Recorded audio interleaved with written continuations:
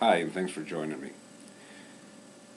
Let me talk to you today about 3 easy steps of how you can nail each and every job interview from here on out. Those come from my experience of having hired over 1,000 people over the last 20 years, coached over 100 of them, and personally assisted the management of the career of dozens of others with a perfect record of success.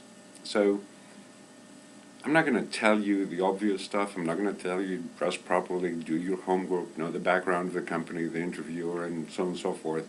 I'm certainly not going to tell you to leave this damn thing at home, in the car, somewhere that is nowhere near you, not off, not silent, off. OFF. Got it. So, with that in mind, here are the 3 things. Number 1, anticipate and practice. In the 1980s, there was a famous movie called The Karate Kid. You know, wax on, wax off. There was another line within that movie, and that line came from Mr. Miyagi, the karate master, when he was trying to impress upon the young apprentice the value of discipline and forethought. And he was doing that by having him trim a bonsai tree. He did not know how, so Mr. Miyagi tells the apprentice, Daniel-san, close eyes and make picture. Now open eyes and make like picture. What that means is find the outcome of the interview that you want to have and play it in your own mind, role play it before you get there so that you are ready and anticipate what the outcome will be and what some of the questions will be asked of you.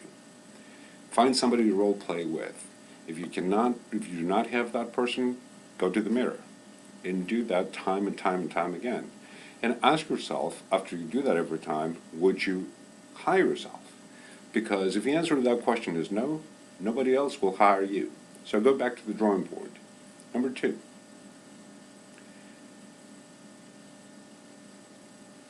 craft a win-win scenario.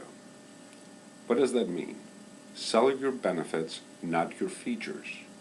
And sell your benefits in a way that satisfy the question of what's in it for me in the employer's mind. The employer knows what's in it for you. You want the job, and that's a good thing for you, presumably. But how is that job giving you the job as opposed to someone else, going to help the employer? Why is that good for him or her?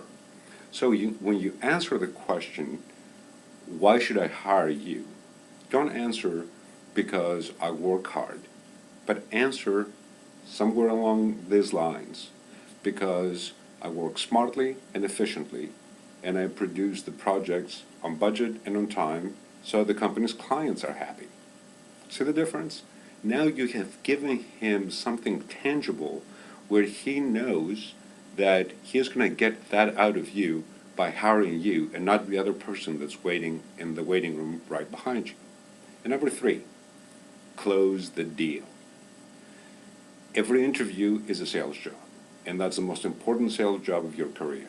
So, without question, at the end of every interview, ask for the job.